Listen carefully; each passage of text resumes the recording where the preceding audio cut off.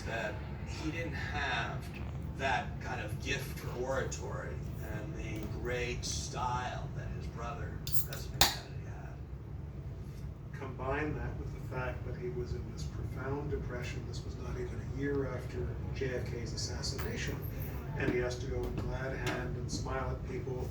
Not very easy for him. But his emotional accessibility endears him to voters. He had an intensity that came through, an authenticity that came through, an integrity that came through.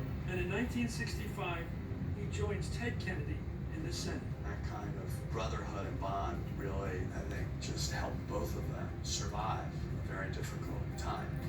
As a legislator, Kennedy can now further his agenda and pave the country's overlooked.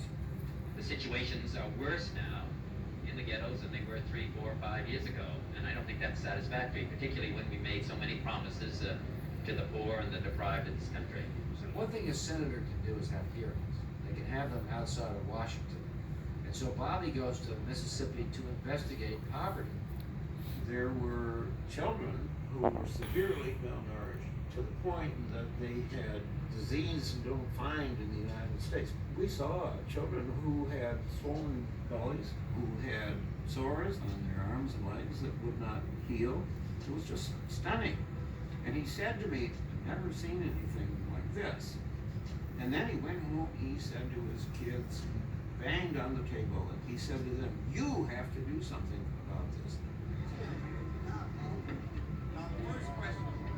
Robert Kennedy has become an activist senator, willing to take on causes that don't often translate to votes.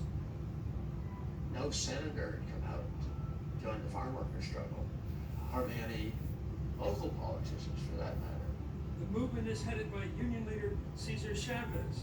He's been organizing Latino field hands and leading a boycott against California growers. Like Martin Luther King Jr., Chavez is an ardent foe of the Vietnam War, seeing that a disproportionate number of the U.S. soldiers are minority and poor. Kennedy is also turning against Johnson's war policy. Bobby is pro-war initially, but as he becomes a U.S. senator, he starts to see the war turning bad and becoming more of a hopeless war, and slowly but surely he turns against the war.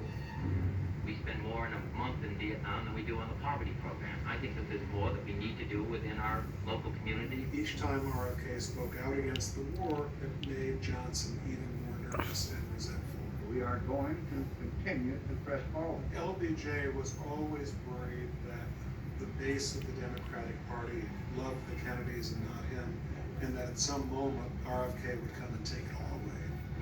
Indeed, Kennedy is deliberating over whether to challenge the president in 1968 and try to heal a country that's become deeply divided. Coming up. I run to seek new